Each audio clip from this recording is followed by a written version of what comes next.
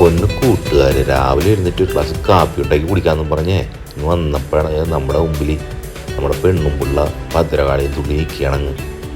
കാരണം എന്താണ്, കഴിഞ്ഞ ദിവസം ഞാനൊരു മോമോസ് മേടിച്ചു കൊടുക്കാമെന്ന് പറഞ്ഞായിരുന്നു. സമയക്കുറവാണ്, അതിന് കൊണ്ടുപോകാനും പറ്റിയില്ല. അതുകൊണ്ട് ഇന്ന് രാവിലെ എഴുന്നേറ്റ് നോക്കിയപ്പോഴത്തേക്ക് അവൾ മുടിയൊക്കെ കഴിച്ചിട്ട് ഭദ്രകാളിയും തുള്ളിയൊക്കെ നിൽക്കുകയാണ്. ഇപ്പം തന്നെ മോമോസ് വേണമെന്ന് പറഞ്ഞു. പിന്നെ ഞാനെന്ത് ചെയ്യാനട്ടാ, കുറേ പച്ചക്കറിയൊക്കെ അങ്ങ് എടുത്ത് അരിഞ്ഞുകൊണ്ടിരിക്കുകയാണ് കേട്ടോ. ഇവിടെ ക്യാപ്സിക്കം ഉണ്ട്, ക്യാരറ്റുണ്ട്, ക്യാബേജുണ്ട്, സവാളയുണ്ട്, ക്യാരറ്റുണ്ട്, എല്ലാം കൂടെ കുനുകുന പണ്ടാരടങ്ങി പോട്ടെന്ന് പറഞ്ഞാൽ അത് അരിഞ്ഞുകൊണ്ടിരിക്കുകയാണ് വെച്ചിട്ടുണ്ട്, കണ്ടില്ലേ. അപ്പോൾ നമുക്ക് ഈ പണ്ടാരെല്ലാം കൂടെ അരിഞ്ഞിട്ടേ കൊണ്ടുപോയിട്ട് നമുക്ക് ഈ സാധനം വെച്ച് മോമോസ് ഉണ്ടാക്കാം. പച്ചക്കറിയൊക്കെ അരിഞ്ഞു കഴിഞ്ഞപ്പോൾ അത് കിച്ചണിൽ വന്നിട്ട് സാധനം ഒന്നും ഉണ്ടാക്കിയെടുക്കാനുള്ള തയ്യാറെടുപ്പിലാണ് ഞാനപ്പോൾ.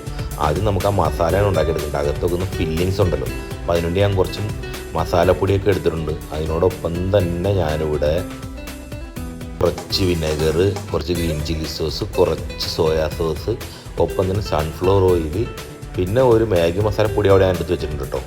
അപ്പോൾ നമുക്കിവിടെ അടുപ്പത്ത് ചീനച്ചട്ടിയൊക്കെ വെച്ചിട്ട് അടുപ്പിക്കാൻ കത്തിച്ചിട്ടുണ്ട്. അപ്പുറത്ത് കുറച്ച് വെള്ളം ചൂടാക്കാൻ വെച്ചിട്ടുണ്ട്, അത് പൊടി കുഴയ്ക്കാനുള്ളതാണ്. എണ്ണ ചൂടായി കഴിഞ്ഞപ്പോൾ പിന്നെ ഒന്നും നോക്കിയില്ല, പച്ചക്കറി എല്ലാം കൂടി അതിനകത്ത് എണ്ണയിലൊക്കെ കമത്തി കൊടുക്കാൻ കേട്ടോ. മൊത്തത്തിൽ കയ്യിലുള്ള മൊത്തം പ്ലേറ്റുള്ള മൊത്തം കമത്തി കൊടുത്തിട്ട് താവി എടുത്തിട്ട് അങ്ങ് ഇളക്കിക്കൊണ്ടിരിക്കുകയാണ് അതിൻ്റെ അകത്തിട്ട്. എന്നിട്ട് കുറച്ച് ഉപ്പും എടുത്തിട്ട് കൊടുത്തിട്ടുണ്ട്.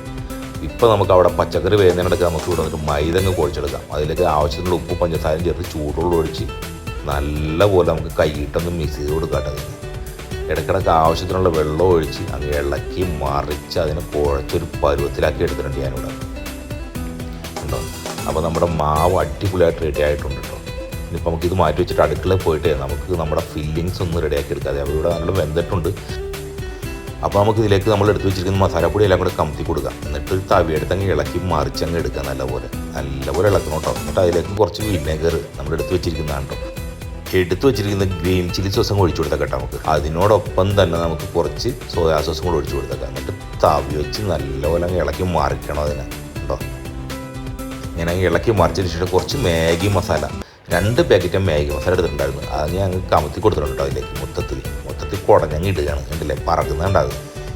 ഈ സമയത്ത് തന്നെ അപ്പുറത്തൊരു ഇഡ്ഡലി പാത്രം വെച്ചിട്ട് കുറച്ച് വെള്ളം ഒഴിച്ച് അടുപ്പൊന്ന് കത്തിച്ചു കൊടുത്തിട്ടുണ്ട് കേട്ടോ. എന്നിട്ട് അതൊന്ന് മൂടിയങ്ങ് വെക്കുകയാണ്, നമുക്ക് തിളപ്പിച്ചെടുക്കേണ്ടതാണ് അത്. അപ്പോൾ നമ്മുടെ മസാല ഇവിടെ നമ്മുടെ ഏകദേശം റെഡി ആയിട്ടുണ്ട്. നമ്മൾ ഇനിയിപ്പോൾ മോമോസ് ഉണ്ടാക്കാൻ പോകാണ്ട് ഇപ്പുറത്ത് വന്നിട്ട് ഇതുണ്ടാവും. ഒരു ചെറിയ ഉരുള കയ്യിലിട്ടങ്ങ് കുഴച്ചങ്ങ് ഉണ്ടാക്കി എടുത്തിട്ട് കല്ലിൻ്റെ മേലെ വെച്ച് പരത്തി അങ്ങ് എടുക്കുക.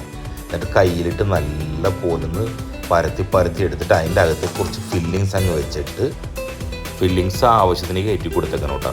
എന്നിട്ട് അതിൻ്റെ ആ മാവിൻ്റെ 2 ഭാഗവും കൂടെ അങ്ങ് പിടിച്ചിട്ട് ഇതുണ്ട് നല്ല പോലെ അങ്ങ് പ്രസ് ചെയ്ത് കൊടുക്കുക. നമ്മുടെ കക്കയുടെ ഒരു ഷേപ്പിലാണ് പണ്ടര ഞാൻ ഉണ്ടാക്കിയെടുക്കുന്നത് കണ്ടോ. ഇത്രയേ ഉള്ളൂ. ഇതിൻ്റെ അകത്തുള്ള കാര്യങ്ങളെല്ലാം വെച്ചതിന് ശേഷം ഇങ്ങനെ നല്ല പോലെ പ്രസ് ചെയ്ത് തുറന്നു പോകാതെ ഇതിൽ വെച്ചിട്ട് അടുത്തൊരു പാത്രത്തിലങ്ങ് മാറ്റി വെച്ച് കൊടുത്തേക്കാം നമുക്ക്. എന്നിട്ട് സമയങ്ങളെ അത് അടുത്തൊരു ഉരുളയും കൂടെ അങ്ങ് എടുത്തിട്ട് കയ്യിലിട്ടങ്ങ് ഉണ്ടയാക്കിയിട്ട് അതിനെ കല്ലിൻ്റെ മേലിട്ട് അങ്ങോട്ടും ഇങ്ങോട്ടും തിരിച്ചും മറിച്ചിട്ടൊന്ന് പരത്തി അങ്ങ് എടുക്കുക നല്ലപോലെ.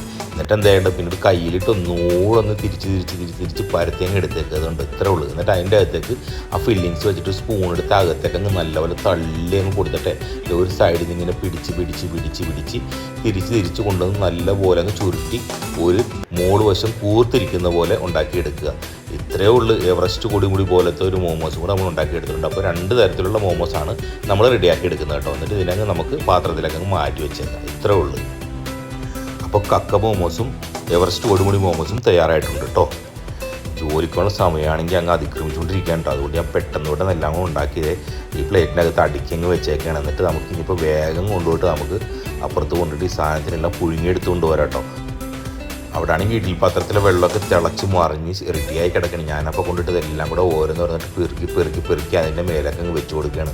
മേലത്തെ തട്ടിലായിട്ട് ഞാൻ വെച്ച് കൊടുക്കുന്നത്. അടിയിലത്തെ തട്ടിൽ വെച്ചിട്ടുണ്ടെങ്കിൽ വെള്ളം എല്ലാം കൂടെ കയറിയതെല്ലാം കൂടെ അങ്ങ് ചീത്തയായി പോകും. അതുകൊണ്ടാണ് ഞാൻ മേലത്തെ തട്ടിൽ വെക്കുന്നത്. അപ്പോൾ നമ്മൾ എവറസ്റ്റ് മോമോസും കക്ക മോമോസും എല്ലാം കൂടെ പെറുക്കി അങ്ങ് വെച്ചിട്ടുണ്ട്. നല്ലൊരു അടിപൊളി ടേസ്റ്റിലാണ് ഞാനിത് ഉണ്ടാക്കിയെടുത്തേക്കുന്നത്.